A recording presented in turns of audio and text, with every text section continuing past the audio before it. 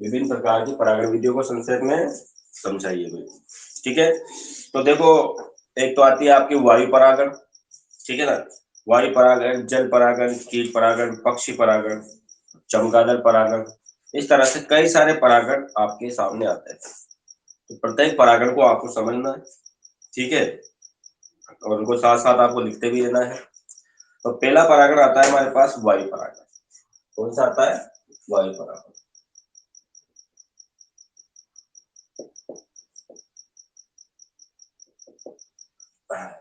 वायु परागण आता है और वायु परागण को हम ये जानेंगे कि जब हवा के माध्यम से परागकण, किसके माध्यम से? हवा के माध्यम से परागकण एक स्थान से दूसरे स्थान पर यानी एक पुष्प से दूसरे पुष्प पर पहुंचे तो उसको हम क्या दे देते हैं? वायु परागण। क्या कहते हैं? वायु परागण। या वायु परागण को बोलते हैं एनिमोफिली। वायु परागण को क्या कहते हैं? एनिमोफिली कहते हैं भाई। आप लिख सकते हो इसको, इसको क्या बोलते हैं? एनिमोफिली।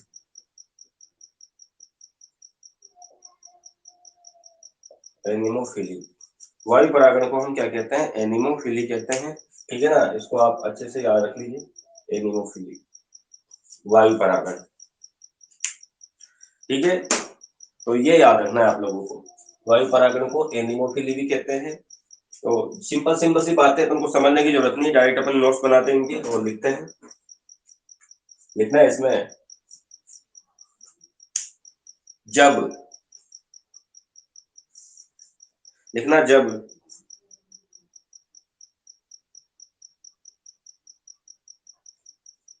जब पराग कणों का स्थानांतरण, जब पराग कणों का स्थानांतरण वायु के द्वारा हो, जब पराग कणों का स्थानांतरण वायु के द्वारा हो तो इसे वायु परागण कहा जाता है। जब पराग कणों का स्थानांतरण वायु के द्वारा हो तो इसे वायु परागण कहा जाता है। ठीक है भाई, किसके द्वारा होता है? वायु के द्वारा होता है, तो इसको हम क्या कहते हैं? वायु परागण। जब पराग कणों का स्थानांतरण वायु के द्वारा हो तो इसे वायु परागण कहा जाता है। ठीक है, नेक्स्ट चलते हैं आगे।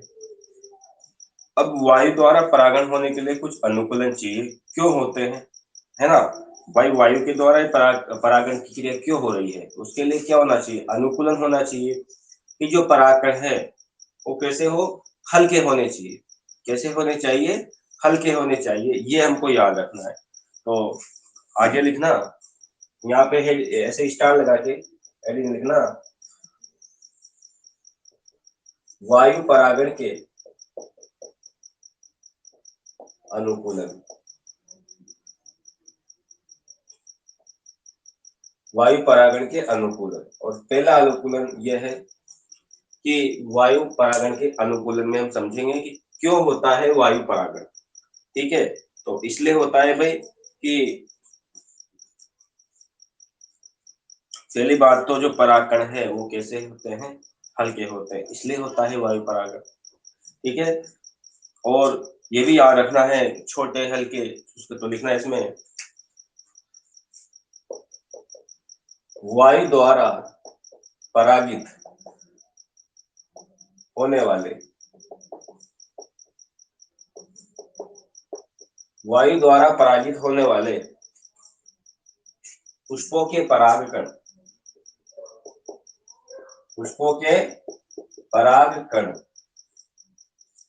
वायु द्वारा परागित होने वाले पुष्पों के परागकण छोटे हल्के, कैसे होते हैं? छोटे हल्के चिकने व कम भार वाले होते हैं। वायु द्वारा परागित होने वाले पुष्पों के परागकण छोटे हल्के चिकने व कम भार वाले होते हैं। पहली बात तो ये है। दूसरी बात क्या है? पराग कणों का उत्पादन, परागकणों का उत्पादन अधिक होता है, परागकणों का उत्पादन अधिक होता है, ये भी आप याद रखिए। साथ ही क्या लिखना, वायु द्वारा परागित होने वाले पुष्पों, वायु द्वारा परागित होने वाले पुष्पों की वर्तिकाग्र में भी अनुकूलन पाया जाता है।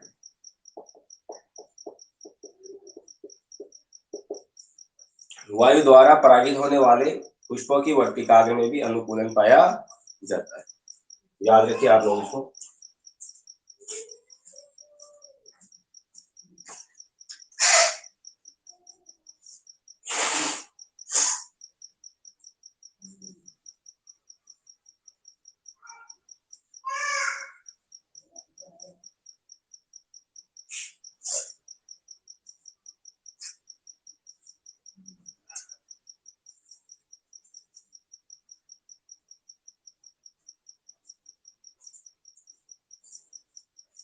ठीक है, तो इस तरह से क्या है हमारे पास, ये वायु द्वारा परागण का क्या है, अनुकूलन है। कौन कौन से पौधों में होता है, उनके एग्जाम्पल आप लिख लीजिए। पहला तो एग्जाम्पल है हमारे पास, घास की बात करते हैं, घास में तो एग्जाम्पल आप लिख सकते हो कि किस प्रकार से उनके परागण होते हैं, ठीक है ना, और कैसे कैसे वर्तिकाग्र होते हैं और कैसे कैसे क्या होते हैं।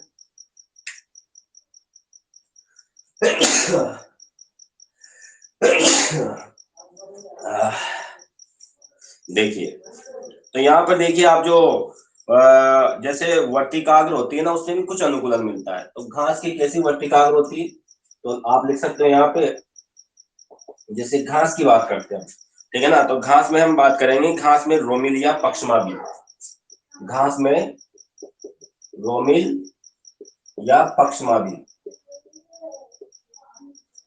वर्तिकाग्र क्या होती है, वर्तिकाग्र होती है। घास में रोमिल या पक्षमाबी वर्तिकाग्र, ये याद रखो। दूसरी याद रख लीजिए आप, इसमें एक और उदाहरण दे रखा है हमारे पास, टाइफा। टाइफा में क्या होता है, ब्रुश जैसा वर्तिकाग्र। अब बस आप, ये क्वेश्चन आपका कंप्लीट हो जाता है पूरा, ये क्वेश्चन कंप्लीट हो जाएगा और क्वेश्चन को आप ऐसे कैसे लिख देना, इस तरीके से, ठीक है। तो ये था हमारे वायु परागण, इसको हम बोलते हैं एनिमोफिली। और इसमें क्या होता है, आपको पता है कि वायु द्वारा परागित होने वाले पुष्प परागण को हम बोलते हैं वायु परागण। और यहाँ पर 3 प्रकार के अनुकूलन मिलते हैं। पहला अनुकूलन मिलता है कि पुष्पों के परागकण छोटे होते हैं, हल्के होते हैं और चिकने और कम भार वाले होते हैं। दूसरा, परागकणों का उत्पादन अधिक होता है, ये याद रखिए। तीसरी बात, वायु द्वारा परागित होने वाले पुष्पों की वर्तिकाग्र में भी अनुकूलन पाया जाता है। और घास में इसके एग्जाम्पल हो जाएंगे, क्या वर्तिकाग्र में क्या अनुकूलन मिलता है, घास में रोमिल या पक्षमाबी वर्तिकाग्र होती है और टाइफा में ब्रुश जैसा वर्तिकाग्र होता है, ठीक है, ये याद रखिए। नेक्स्ट चलते हैं आगे। वायु परागण के बाद हम लिखते हैं नंबर 2 पे, जल परागण।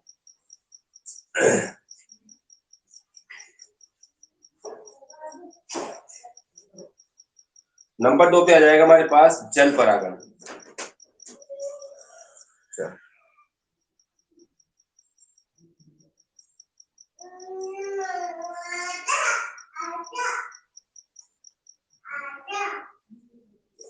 क्या प्रॉब्लम होगी जो हम दो ही तो, दो हो 3 हो, क्या है, आप घर पे बैठ के तो अकेले ही पढ़ रहे हो, घर पे कौन से 3-4 जने मिलके पढ़ रहे हो।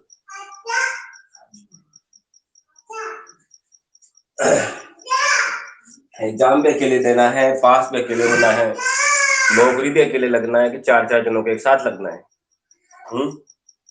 अकेले है तो क्या हुआ, ठीक है। देखो, हमेशा दूसरों की सोचोगे तो फिर अपना ही नुकसान होगा। कोई पढ़े नहीं पढ़े, मैं तो पढ़ा रहा हूँ, मैं थोड़ी कह रहा हूँ आज तो तुम दो ही हो, तुम्हें नहीं पढ़ाऊं, ऐसा थोड़ी बोला। एक जना होगा तभी मुझे तो क्लास को पूरा करना रहेगा, बाद में रिकॉर्डिंग देखेंगे, है ना। चाहे जैसी बात है कि 2-3 दिन से शादियां हैं, कल भी शादी है, आज भी शादी है, इसलिए बच्चे शादियों में फंस रहे हो, ये प्रॉब्लम है। शादी की है थोड़ी सी, कल शादी में गए होंगे, सुबह नहीं उठ पाएंगे, जैसे आज मैं जाऊंगा शायद मैं नहीं उठूं कल 6 बजे, ऐसा भी हो सकता है ना, इस तरीके से। तो कभी कभी हो जाता है, कोई बच्चे कोई शादी में चल जाए, कोई कहाँ चल जाए, हाँ बहुत सी प्रॉब्लम हुई। तो 3-4 दिन तक भयंकर शादियां है, इसमें भयंकर शादी में उलझ सकते हैं लोग बात, मैं भी उलझ सकता हूँ, आप भी उलझ सकते हो, ठीक है ना। ये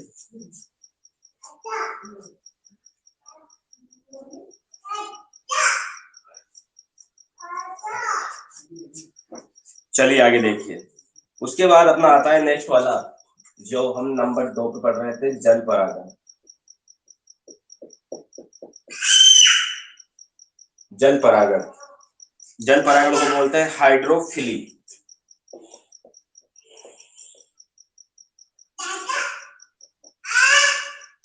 हाइड्रोफिली, ठीक है, ये हो जाएगा हमारे पास, सब एक ही हो गया, हाइड्रोफिली, है ना।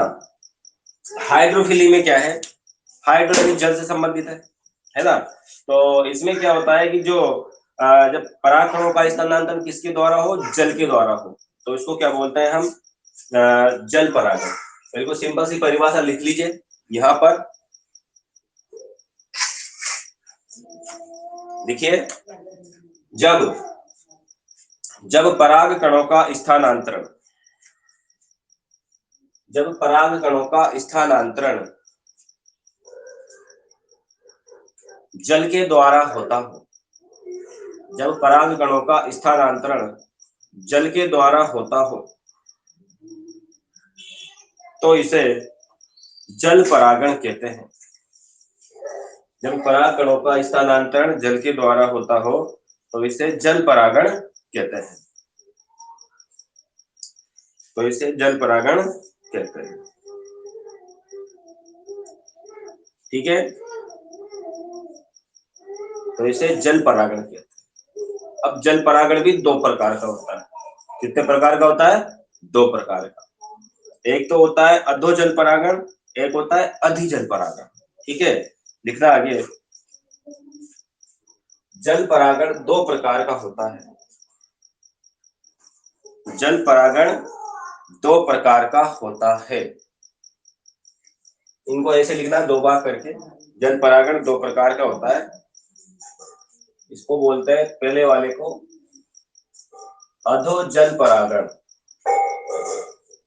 अधोजल परागण, या इसको बोलते हैं अधोजल परागण को जलाद परागण, जलाद परागण। पहला वाला है अधोजल परागण या जलाद परागण, या इसको इंग्लिश में क्या बोल देते हैं, वही है हाइफाइड्रोफिली। क्या बोलते हैं, हाईफाई, जैसे वाईफाई होता है ना, ये हाईफाई है, वाईफाई की जगह क्या हो जाएगा, हाईफाई, हाइफाइड्रोफिली। ये पहले नाम में समझो आप, हाईफाई, ठीक है ना। हाइपो होता है अधोजल, ठीक है ना, जल के अंदर, जल के नीचे जब परागण हो तो वो क्या हो जाएगा, अधोजल। अधि यानी क्या होता है, ऊपर, अधि यानी क्या होता है, ऊपर। दूसरा कौन सा है, अधिजल परागण, अधिजल परागण, या फिर इसको कहते हैं जल पृष्ठ परागण, जल पृष्ठ परागण। ये जल परागण सबसे इंपॉर्टेंट है, याद रखना, जल पृष्ठ परागण, या इसको ही कह देते हैं हम क्या, एफिड्रोफिली, एफिड्रोफिली,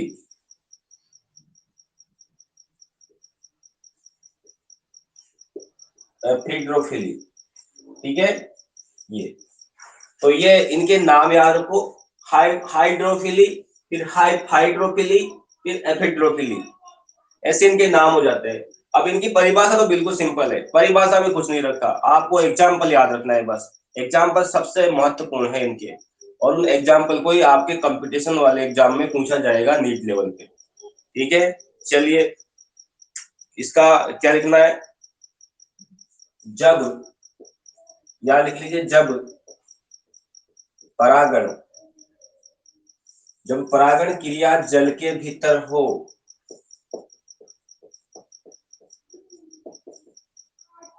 जब परागण क्रिया जल के भीतर हो, लिखना आगे, जब परागण क्रिया जल के भीतर हो तो इसे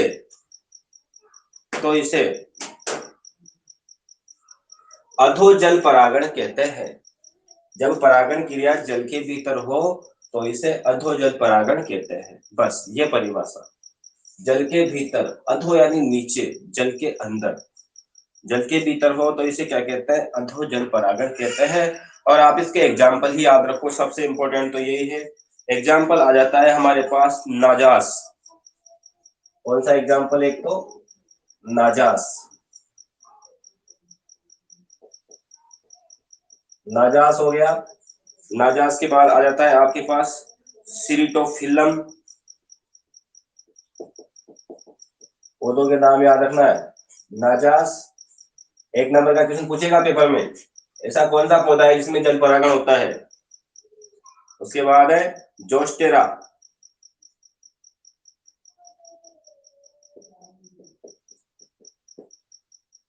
जोस्टेरा, इसको उल्टा पढ़ लेना, जोस्टेरा को पढ़ लेना जोसीना, ठीक है ना। जोस्टेरा, इसके उदाहरण क्या है, आपने एक नाम सुना होगा, जोनसीना, है ना। एक बॉक्सर होता है, बॉक्सर, बॉक्सर का नाम है जोनसीना, है ना। तो इसमें याद रखना जोस्टेरा, सिरिटोफिलम, नाजास, है ना। भाई आप ऐसे याद रख लेना कि अधोजल परागण का एग्जाम्पल हो जाएगा जोनसीना। जोनसीना से याद रख लेना आप लोग, इस ना को भूल जाना, स को याद रखें, है ना। तो जो से जोस्टेरा, स से सिरिटोफिलम, ना से नाजास, ऐसे अच्छा सा एग्जाम्पल याद रखना। ये बॉक्सर है, ये कोई, ये जल के भीतर ही लड़ाई करता है, इसके नीचे लड़ाई करता है, जल के भीतर लड़ाई करता है जोनसीना। और जोस्टेरा, सिरिटोफिलम, नाजास, ऐसे नाम याद रखना, याद करने का तरीका है, ठीक है ना, लिखने की जरूरत नहीं है इसको। तीन उदाहरण है, जोस्टेरा, सिरिटोफिलम और नाजास। उधर चल जाओ, उधर कौन से उदाहरण है, उधर सिंपल सी याद रखना, जब परागण जल की सतह पर हो, बिल्कुल ऊपर, जैसे गिलास में पानी भरा हुआ है, ऊपर की तरफ हो, है ना। जब परागण जल की सतह पर हो तो इसे क्या कहते हैं, जब परागण जल की सतह पर हो तो इसे अधिजल परागण कहते हैं, अधिजल परागण कहते हैं। और इसका तो एक एग्जांपल है वेलिसनेरिया,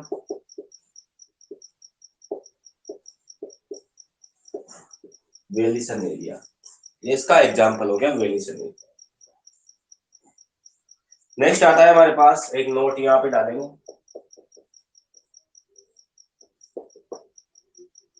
तो वेलिसनेरिया आपने लिख लिया होगा। अब कुछ पौधे ऐसे होते हैं जो, ऐसा तो है कि होते तो जल में ही है, लेकिन वो जल परागित नहीं होते। ऐसा नहीं है कि संसार के प्रत्येक पौधे जो जल के अंदर हो और वो जल के द्वारा क्या हो, परागित हो, अर्थात उनमें परागण क्रिया किसके द्वारा हो, जल के द्वारा हो, ऐसा संभव नहीं है ना। ऐसा संभव नहीं है कि हर संसार का पौधा जो जल में रहने वाला हो जल के द्वारा ही परागित हो। वो कीट के द्वारा भी हो सकता है, पक्षी के द्वारा भी हो सकता है, और अन्य किसी प्रकार से भी हो, परागण क्रिया वहां पर संपन्न हो सकती है। तो लिखिए इसके अंदर, यहाँ पे नोट में लिखना, लिखना सभी प्रकार के जलीय पौधे, सभी प्रकार के जलीय पौधे, सभी प्रकार के जलीय पौधे जल परागित नहीं होते हैं, सभी प्रकार के जलीय पौधे जल परागित नहीं होते हैं, है ना। सभी प्रकार के जलीय पौधे जल परागित नहीं होते हैं। जल परागित नहीं होते। अब बहुत सारे पौधे हैं जो किससे, फिर जल से नहीं होंगे तो किससे परागित होंगे, तो उनको एग्जाम्पल में अब लिख सकते हैं। हाँ, तो एक तो हो जाएगा वायु परागित। वायु परागित में कौन सा पौधा आएगा, नाम याद रखना अच्छे से, बस नाम आपका काम आएगा। एक नाम तो आ जाएगा पोटामोजिटोन, पोटामोजिटोन, ये पोटामोजिटोन है ना। इसके अलावा है मीरियोफिलम, मीरियोफिलम, ये हो गया। वायु परागित होते हैं जल होने के कारण भी। लेकिन एक और आता है हमारे पास, निम्फिया, निम्फिया नाम का पौधा,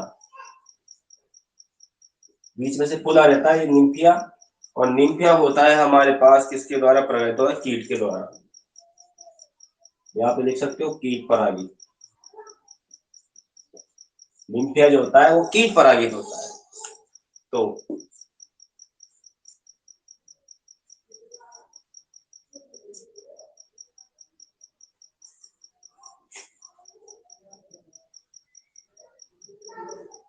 और इसके उदाहरण याद रख सकते हो आप, मिनीपो।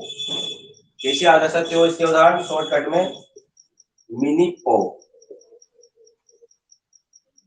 ठीक है ना, मिनीपो से याद रख लो। देख लीजिए आप, हो जाएगा मीरियोफिलम, उसके बाद निम्फिया, और फिर पोटामोजिटोन। शॉर्ट शॉर्ट तरीके, थोड़ी थोड़ी हल्की हल्की आप कभी कभी याद रख लेना। मिनीपो, एक शब्द याद रख लेना दिमाग में, मिनीपो। मिनीपो क्या है, अपवाद।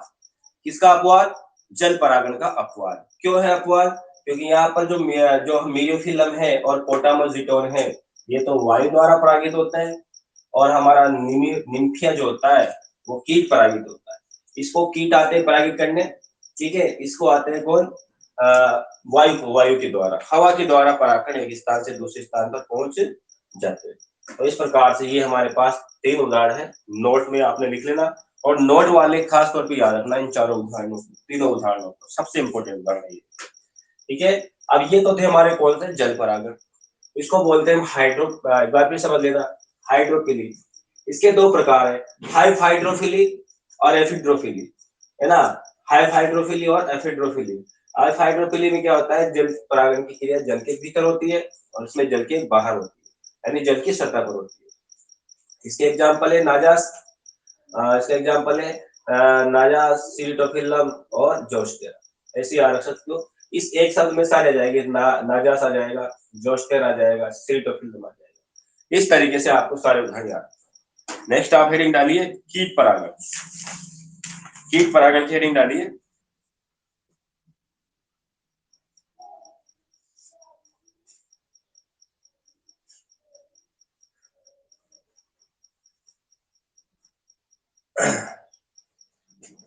तीसरे नंबर का आता है हमारे पास कीट परागण, और इसको बोलते हैं एंटोमोफिली, एंटोमोफिली। एंटोमोफिली का मतलब, एंट यानी होता है हमारे पास कीड़े मकोड़े वाले, इनको बोलते हैं एंटो। जितने भी कीट है वो सब एंटो में आते हैं, एंट यानी इंसेक्टा वर्ग में आते हैं। और कीटों के अध्ययन को बोलते हैं एंटोमोलॉजी, है ना। कीटों के अध्ययन को क्या बोलते हैं, एंटोमोलॉजी बोला जाता है। और जब एग्रीकल्चर वाले या कोई विशेष सब्जेक्ट होता है, एमएससी की जाती है, तो एंटोमोलॉजी में होती है। और मेरे एमएससी एंटोमोलॉजी में है ना, कीट विज्ञान, ठीक है ना। तो इस प्रकार से ये होता है एंटोमोलॉजी, एंटोमोफिली, इस प्रकार से इनमें परागण होगा। और संसार का, वैसे अब कीट में कौन कौन आएगा, संसार का लगभग जितना भी परागण होता है ना, वो कीट परागण होता है। अब आप सोचो कीट में तो कौन आता है, कीट आप समझते होंगे, ये लाइट वाइट में उड़ने वाले कीड़े, उनको समझते होंगे नहीं। मधुमक्खी, मच्छर, मक्खी, सब कुछ कीट में आता है। यहाँ तक कि कॉकरोच भी कीट में आता है। ये सब कीट में आने वाले हैं। इल्ली, वो भी कीट में आती है, सब कुछ कीट में आता है। कीट में वो आता है जिनका श्वसन तंत्र मुख्यतया, याद रखना, इनका श्वसन तंत्र मुख्यतः ट्रेकियल सिस्टम का बना हुआ होता है। केवल ट्रेकिया पाया जाता है, श्वास नली पाई जाती है केवल। और श्वास नलियां शरीर के बाहर जगह जगह से छिद्रों से खुलती है, वो होते हैं सारे कीट। ठीक है, कीट परागण एंटोफिली में लिखना, इसमें बिल्कुल सिंपल सी परिभाषा है। परिभाषा ये लिख लो, देखो जब परागण क्रिया विभिन्न प्रकार के जब परागण क्रिया विभिन्न प्रकार के कीटों जब परागण क्रिया विभिन्न प्रकार के कीटों के द्वारा होती हो जब परागण क्रिया विभिन्न प्रकार के कीटों के द्वारा होती हो तो इसे कीट परागण कहते हैं। तो इसे कीट परागण कहते हैं। और एग्जाम्पल क्या हो जाएगा, कौन कौन से कीट आएंगे, एग्जाम्पल में लिख लीजिए आप। मधुमक्खी और मधुमक्खी भी हो जाएगा, पतंग, मधुमक्खी, पतंगों, तितली, मधुमक्खी, पतंगों, तितलियां, और क्या क्या होते हैं, टाटिया, इनको आप टाटिया बोलते हो, वो अन्न है। देखिए इनको,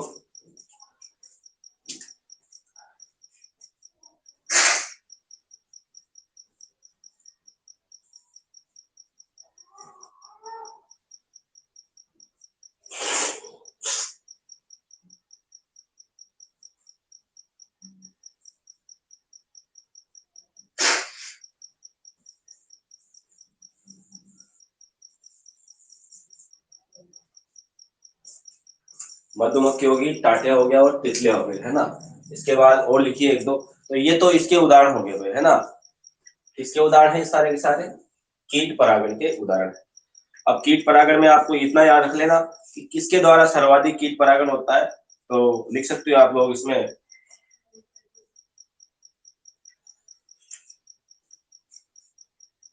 तो हो गया, सर्वाधिक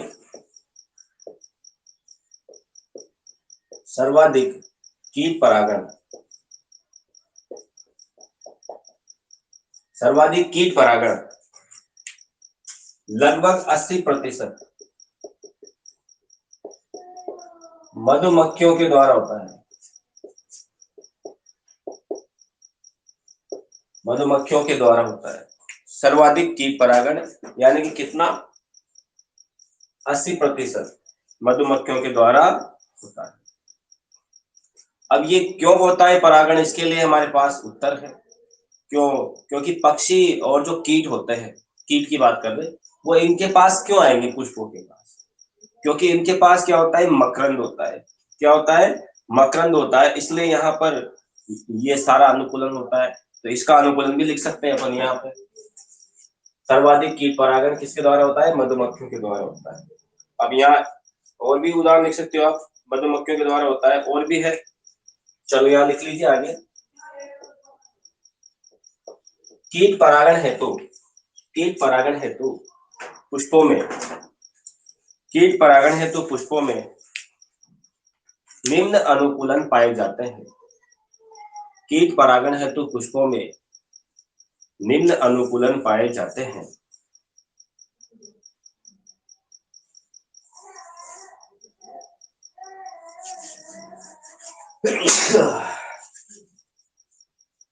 कीट परागण हेतु पुष्पों में निम्न अनुकूलन पाए जाते हैं। क्या क्या पाए जाते हैं, देखिए। पहली बात, नंबर एक तो पाया जाएगा यहाँ पर क्या, रंगीन पुष्प, एक तो रंगीन पुष्प होंगे, ठीक है। उसके बाद क्या होगा, चमकदार पुष्प होंगे, रंगीन पुष्प, चमकदार, और कौन सी गंध, विशेष प्रकार की गंध, मकरंद युक्त, विशेष प्रकार की गंध,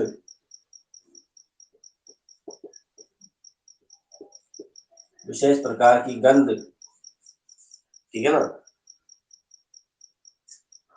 ये लिख लीजिए आप, ये अनुकूलन है। रंगीन पुष्प होगा, इसको देखेगा पक्षी तो उसके पास आएगा, चमकदार होगा तो चमकीला देख के उसके पास आएगा, मकरंद युक्त होगा उसको ग्रहण करने आएगा, और विशेष प्रकार की गंध उसमें रहती है, उसको भी देख करके यहाँ आता है।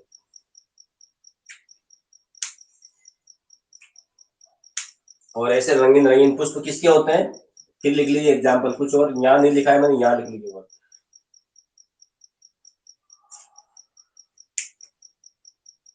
अब यहाँ पे लिखना है कीट परागित पादप, कीट परागित पादप। पहले पक्षी लिखे, पहले कीट लिखे थे, अब पादप लिखेंगे। कौन कौन से पादप हो जाते हैं हमारे पास, पादप हो जाएंगे तो सरसों, सालविया। सरसों होता है बेटा, तो सरसों, सरसों में बहुत ज्यादा कीट परागण होता है। सरसों, सालविया, सालविया को याद रखना आपकी प्रैक्टिकल में, सरसों सालविया। सालविया बहुत इंपॉर्टेंट है अपने, है ना। सालविया को बोलते हैं तुख मलंगा, तुख मलंगा। और तीसरा आता है हमारे पास नेक्स्ट, ऑर्किड्स व ओक, ऑर्किड व ओक। ये पादप है, ये क्या है पादप, और ये क्या है हमारे पास कीट। तो कीट के नाम पूछा जाए तो ये लिखना, उल्टा मत करना। कीटों के नाम पूछो तो ये लिखना, पादपों के नाम पूछे तो ये लिखना, ऐसे। और कोई सा भी पादप लिख दोगे तो चलेगा, कोई सा भी पादप लिख दोगे ना तो चलेगा। गुलाब लिख दो आप यहाँ, वो भी चलेगा, वो भी ऐसा होता है ना।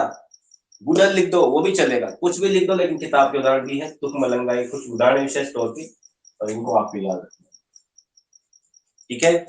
चलिए नेक्स्ट हेडिंग डालिए, पक्षी परागण। पक्षी परागण ये लिख लो आप पहले, इतने लिखा होगा।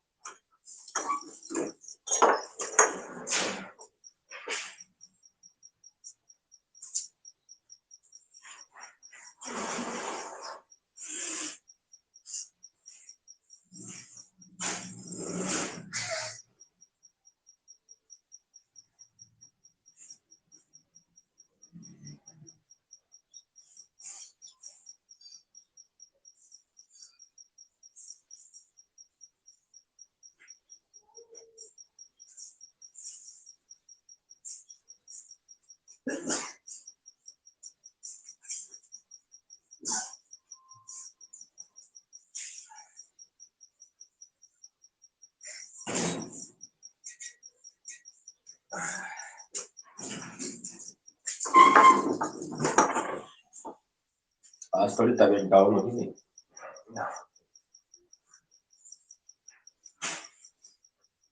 चलिए फाइनल लिखिए पक्षी परागण, ठीक है।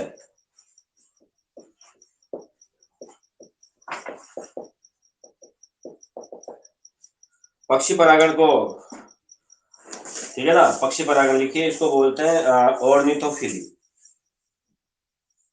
शायद चौथा ही होगा, ऑर्निथोफिली।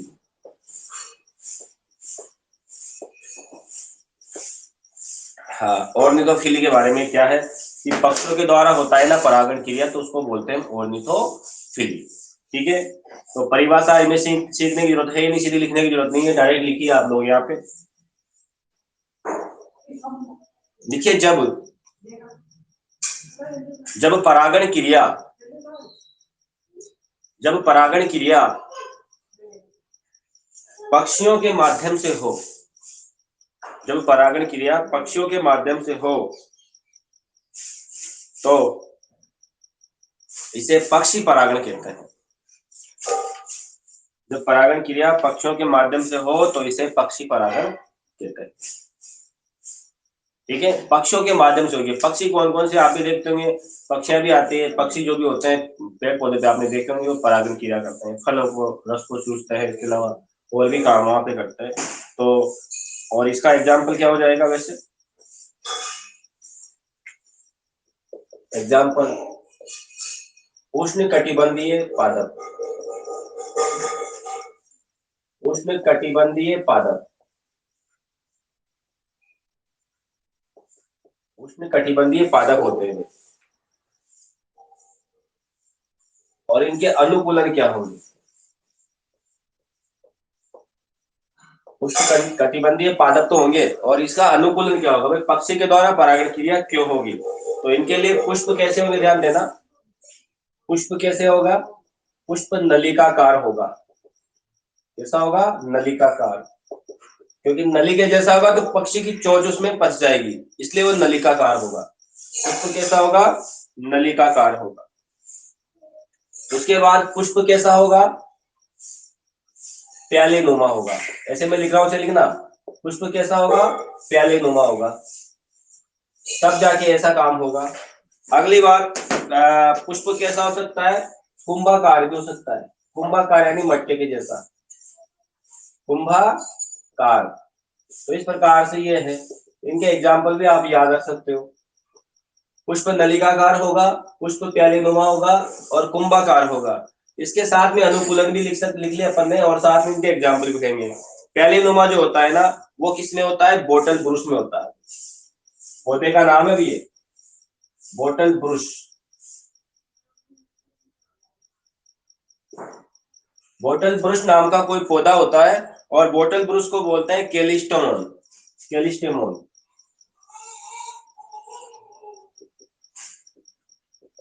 ये केलिस्टेमोन नाम का कोई पौधा है। इसमें क्या होता है, बोतल ब्रुश इसको बोला जाता है। और इसमें पुष्प जो होते हैं ना, पुष्प में जो क्या होता है, वो नलिकाकार होते हैं। कैसे होते हैं, नलिकाकार। ठीक है, तो इस चीज में आप याद रखना कि पुष्प अगर नलिकाकार होगा तो बोतल ब्रुश को याद रखना, है ना।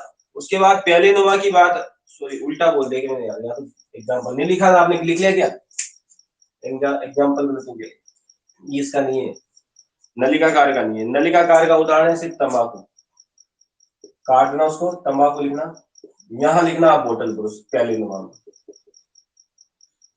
बोतल ब्रुश या कैलिस्टेमोन। लिख लिया था क्या, शायद लिख लिया होगा आप लोगों ने, काटना कोई बात नहीं, नहीं तो उल्टा पुल्टा कर देना, नहीं काटना चाहो तो। कुंभाकार यानी मटके के जैसे किसमें होंगे, ये होते हैं एरिकेसी कुल में, एरिकेसी कुल। इस प्रकार से आपको ये याद रखना है एग्जाम पे। इसमें कुछ भी नहीं है, जो भी टॉपिक में आपको भी इसमें पढ़ा रहा हूँ इस पार्ट में शुरुआत में, इनमें कुछ भी नहीं है, ओनली एग्जाम्पल सबसे इंपॉर्टेंट। अगर आपको एग्जाम्पल याद हो गया तो काम हो गया, नहीं याद है तो कुछ सारा कुछ और पूछने की जरूरत है ही नहीं, और तो पूछेगा ही नहीं आपसे, आपसे थोड़ी देगा एक नंबर में पक्षी परागण किसे कहते हैं, क्या कक्षा 12 में सब प्रश्न आएगा, नहीं। पक्षी परागण में उदाहरण दीजिए, बोतल ब्रुश में कौन सा परागण होता है, पक्षी परागण होता है, कीट परागण होता है, कौन सा होता है, ऐसे पूछा जाएगा। ऐसा पूछा जा सकता है आपसे कि प्याले नुमा पुष्प किसमें होता है, बोतल ब्रुश में होते हैं। कुंभाकार पुष्प किसमें होते हैं, एरिकेसी फूल में होते हैं। नलिकाकार पुष्प किसमें होते हैं, तंबाकू में होते हैं। ऐसे आपसे पूछा जाएगा और तब आपको आंसर देना पड़ेगा। इसके अलावा और भी है, पुष्पों की क्या विशेषता है, पुष्पों की विशेषता वही है जो पहले थी।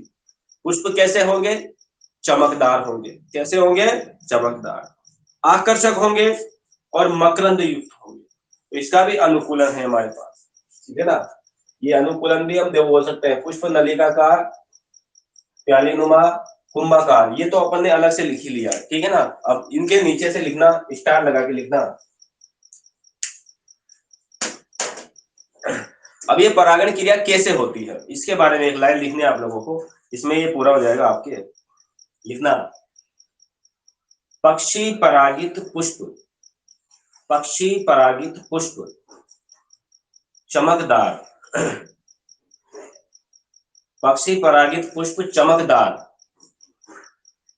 आकर्षक, पक्षी परागित पुष्प चमकदार, आकर्षक एवं मकरंद युक्त होते हैं। पक्षी परागित पुष्प चमकदार, आकर्षक व मकरंद युक्त होते हैं, मकरंद युक्त होते हैं। और ये मकरंद होता है ना, इसकी वजह से मकरंद युक्त होते हैं, तथा मकरंद से आकर्षित होकर, तथा मकरंद से आकर्षित होकर, मकरंद से आकर्षित होकर पक्षी, तथा मकरंद से आकर्षित होकर पक्षी इन पुष्पों के पास आते हैं, इन पुष्पों के पास आते हैं।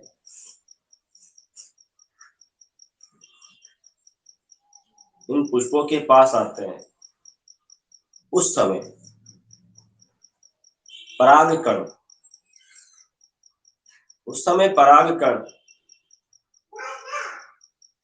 इन पक्षियों के, उस समय परागकण इन पक्षियों के चोंच व शरीर से, परागकण पक्षियों के चोंच व शरीर से चिपक जाते हैं। ठीक है ना। पक्षी परागित जो पुष्प होते हैं चमकदार, आकर्षक व मकरंद युक्त होते हैं। तो जब मकरंद से आकर्षित होकर पक्षी इनके पास आते हैं तो परागकण इनके शरीर, इनके चोंच से, परागकण इनके चोंच से, इनकी चोंच लिख सकते हो, इनकी चोंच से वो शरीर से चिपक जाते हैं, शरीर से चिपक जाते हैं तथा दूसरे पुष्प पे पहुंच जाते हैं, शरीर से चिपक जाते हैं तथा दूसरे पुष्प पर पहुंच जाते हैं।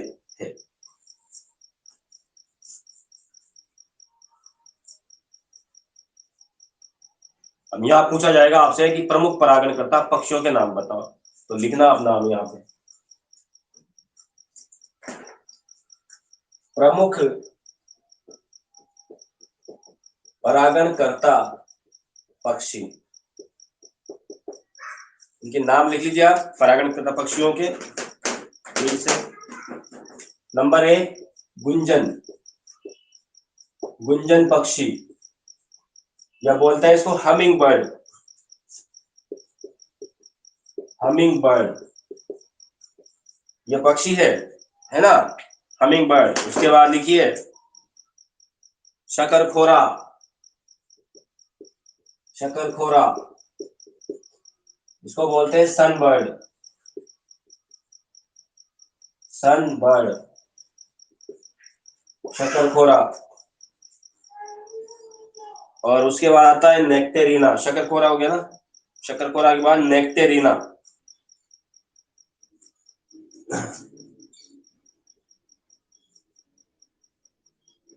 नेक्टेरिना।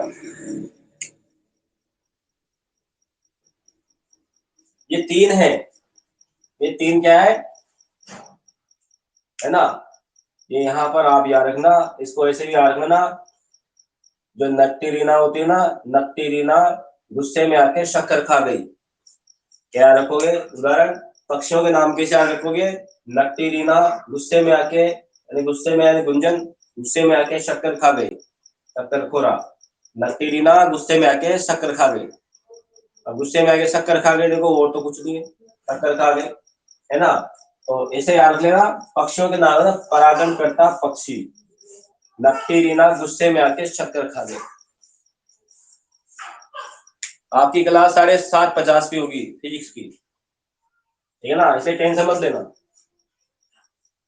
उसके बाद लिखना आप परागण प्रमुख पक्षी परागित, प्रमुख पक्षी परागित पादप। नंबर 1 नाम लिख लीजिए, ठीक है ना, प्रमुख पक्षी परागित पादप, क्या नाम है, पादपों के नाम लिख लीजिए। एक तो होता है हमारे पास सेमल, कौन सा होता है, सेमल, सेमल जानते हो कि जिसपे वो बोल दो उसका पालन करते हैं, रेशम कीट का पालन करते हैं, सेमल, सेमल होता है एक तो। सेमल के बाद एक होता है हमारे पास, दूसरा नाम लिख लीजिए बिग्नोनिया, सेमल बिग्नोनिया। और उसके बाद पलास, पलास के बाद रक्त मदार, कुछ एग्जाम्पल है रक्त मदार, हाँ इरिथ्राइना, इसको बोलते हैं इरिथ्राइना, चाहो तो लिख लो।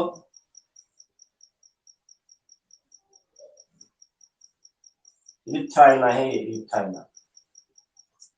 प्लास तो आप जानते हो, ब्यूटिया, ये कुछ एग्जाम्पल है।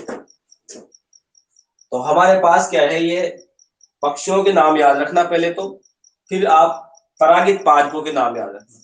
दो तरह से प्रश्न पूछा जाएगा आपसे, आप उल्टा पुल्टा मत करना। आपसे पूछा जाएगा कि प्रमुख परागणकर्ता पक्षी लिखिए, तो आप लिख दो सेमल, बिग्नोनिया, प्लास। ऐसे नहीं लिखना, आपको क्या रखना है, ये इस तरह से, ठीक है। तो इसको ऐसे भी याद रख लेना आप लोगों को, ऐसे थोड़ा कभी कभी उदाहरण याद करना पड़ता है आपसे आपको, ठीक है ना। तो इसको नक्टिलीना गुस्से में आके शक्कर खा गए, और इसको याद रख सकते हो सारे उदाहरण है परबिस। ये कैसे याद हो जाएंगे आपको, परबिस से याद हो जाएंगे, परबिस। परबिस से ये उदाहरण याद हो जाएंगे, पक्षी। जो पादप है ना, ये प से पादप, प से कौन सा, पलास, र से रक्त मदार, बी से बिग्नोनिया, और स से सेमल। कुछ उदाहरण ट्रिक बता रहा हूं उनको याद करने की, आप कंफ्यूज नहीं हो। इसकी ऊपर वाले की पक्षियों की ट्रिक क्या है, नक्टेरिना गुस्से में आके शक्कर खा गई। परागणकर्ता पादप के नाम कैसे याद रखोगे, परबिस। परबिस से याद रखोगे, किससे याद रखोगे, परबिस। अब इसको आप परवरिश भी बोल दो, परबिस, परवरिश, कुछ भी बोल दो। परबिस से क्या रखना है, पर से पलास, र से रक्तमदार, बी से बिग्लोनिया, स से सेमल, या परबी से कर दो, आपकी इच्छा हो जैसे कर दो, ठीक है ना। तो कुछ ऐसे भी आया, बीस पर, तुम्हारी मर्जी पर जैसे याद रख लो, पर बीस, ठीक है ना, ऐसे याद रख लो। प से पलास, र से रक्तमदार, बी से बिग्नोनिया, स से सेमल। ऐसे अच्छे से ट्रिक से आप दोनों को याद लो। 4 3 7 एग्जांपल आपको 2 शब्द में आ रहे हैं। कौन सा, नक्तिरीना गुस्से में आके शक्कर खा गई, क्योंकि उसकी परवरिश खराब थी, है ना, इसलिए। इस तरीके से याद रखो, क्योंकि उसकी परवरिश खराब थी, ऐसे थोड़ा सा याद रखना पड़ेगा, है ना। परवरिश की बजाय परवरिश करना पड़ेगा आपको, तब जाके याद होगा आपको ये। क्योंकि ये इसलिए है बेटा कि अगर जब अभी तो आपको अच्छा लग रहा है कोई, तो यूं याद हो जाएंगे, लेकिन जब एग्जाम आएगा ना, तब आप पूरी किताब को अपने दिमाग में रखोगे, आपके दिमाग में Hindi, English, physics, chemistry, maths, practical, सारा दिमाग में कचरा हो जाएगा, तो फिर आप इन छोटी छोटी चीजों को भूल जाओगे। इसलिए आपको याद रखना पड़ेगा कुछ ट्रिक से। 2 ट्रिक मैंने इसकी बता दी है ना। ये तो सीधा है से देखिए, तो सारी गंदी चीजें, पुष्प नलिका का, तंबाकू, बोतल, है ना, इस तरह से प्याली नुमा। बोतल का संबंध प्याले से, तंबाकू का संबंध नली से। नली का आकार का तंबाकू कैसे याद रखोगे, नली, सिगरेट होती ना नली, ऐसे, ठीक है। इसको कैसे याद रख लोगे, देखो, पुष्प नलिका का, नली किसकी होती है, सिगरेट की नली होती है, तो तंबाकू, उदाहरण, उसमें क्या भरा होता है, तंबाकू। प्याला किसका होता है, बोतल का होता है, बोतल के काम आता है प्याला, तो प्याले नुमा का बोतल याद रख लेना, ठीक है। कुंभाकार, ठीक है ना, कुंभाकार का थोड़ा अलग से याद रख लेना, एरिकेस। तो ये एग्जाम्पल है, एग्जाम्पलों को ऐसे ही याद रखना पड़ेगा आप लोगों को। फिर बता देता हूँ, नलिकाकार, नली में क्या भरा होता है, तंबाकू, यानी सिगरेट, सिगरेट की नली की बात कर रहा हूँ, तंबाकू होता है। प्याला का संबंध बोतल से होता है, तो प्याले नुमा का बोतल याद रख लेना, बोतल, ब्रुश। और कुंभाकार का एरिकेस याद रख लेना। अगला एग्जाम्पल, गुंज, ये परागणकर्ता पक्षी मैंने बता दिया, नक्टिरीना, नेक्टेरिना को नक्टिरीना बोल दो आप। नक्टिरीना गुस्से में आकर के शक्कर खा गई, सारे शब्द आ रहे हैं इसमें। गुस्से में आके शक्कर खा गई नक्टिरीना, गुस्से से गुंजन, है ना, शक्कर से शक्कर खोरा, है ना, नेक्टेरिना से नेक्टेरिना, शक्कर खा गई, है ना। प्रमुख परागणकर्ता पक्षी, है ना, याद रख लेना, परबिस, प से पलास, र से रक्तमदार, बी से बिग्नोनिया, और स से सेमल। ऐसे ऐसे ही याद करने पड़ते हैं अपन को कंपटीशन में। तो कितने सारे बता दूं मैंने आपको, 3 यहाँ पर हो गए, 3 3 6 4 10, 10 नाम आपको 3 ट्रिक में याद हो जाएगा, है ना। ये तो पूरी एक ट्रिक हुई, नक्टिरीना गुस्से में आके शक्कर खा गई क्योंकि उसकी परवरिश खराब थी, परवरिश, है ना, मैं ऐसे बोलूंगा, परवरिश खराब थी, है ना, परवरिश खराब थी, इस तरह से याद करना। तो ये हो गया आपके एग्जाम का, ठीक है। बाकी हम कल पढ़ेंगे, ठीक है। उसके बाद आप देखिए छोटे मोटे टॉपिक और हैं, उसके बाद हमारा नेक्स्ट टॉपिक शुरू हो जाएगा, सो अनिश्चितता वगैरह, ठीक है। चलो, सभी को गुड मॉर्निंग एक बार फिर, आपका दिन शुभ रहे।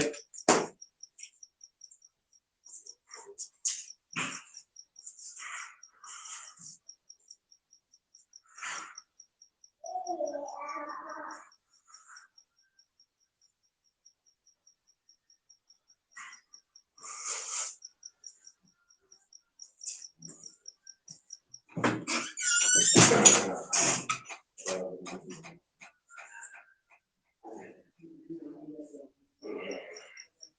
Morning, good morning, good morning बोल रहा, गुड मॉर्निंग, राम राम कर दे, हाथ ऊपर कर, टाटा बोल, जाओ जाओ जाओ,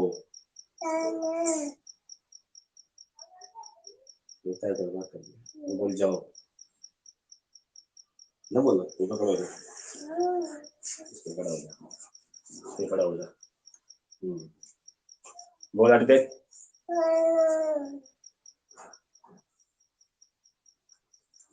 गुड मॉर्निंग, चलो चलो चलो चलो चलो चलो, बस बस बस बस बस बस, क्लास खत्म हो गया। हाँ हाँ, पढ़ा लिया, अब बार बार ना पढ़ाओ।